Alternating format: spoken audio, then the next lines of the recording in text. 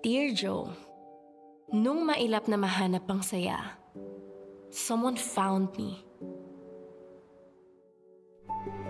This is just the beginning of my story. The story of my heart. Xavier nga pala. Heart. Wow! Friends na kami!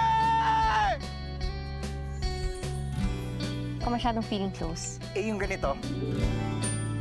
Mula na nagkakilala kami ni Xavier, hindi ko na namalayan na napapangiti niya na pala ako.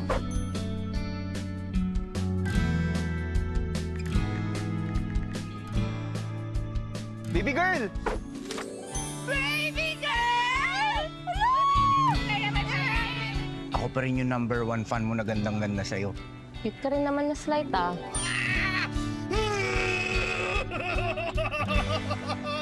Kahit sweetheart pa ang lumabas dyan, kung di mo liligawan, di kayo magkakatuluyan! Hindi ko nga maligawan. Paano? Ang ganda-ganda niya. Perfect. Parang nasa kanya na lahat. Anak, alam mo, wala yan sa itsura. It is how you treat a girl.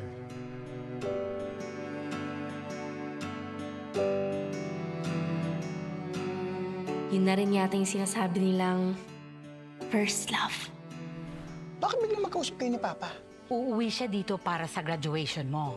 Tapos, isasabay ka niya pauwi na ng Australia. May paligaw-ligaw pa siya, iiwan niya rin lang naman ako. Wala naman sa distance yun eh. Mahal pa rin kita. Pumikit ka lang pag gusto mo ako makita.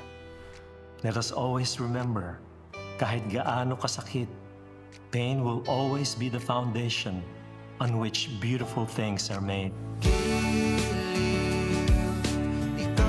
Miss mo, no? His promises reassure me na babalik siya, na magkikita kami muli. Sabi malamig daw sa Australia sa March. Nagsuot mo yan, parang nakahag na ako sa'yo. Ba't man ako ginaganito? Ba't ka galit? Hindi kasi.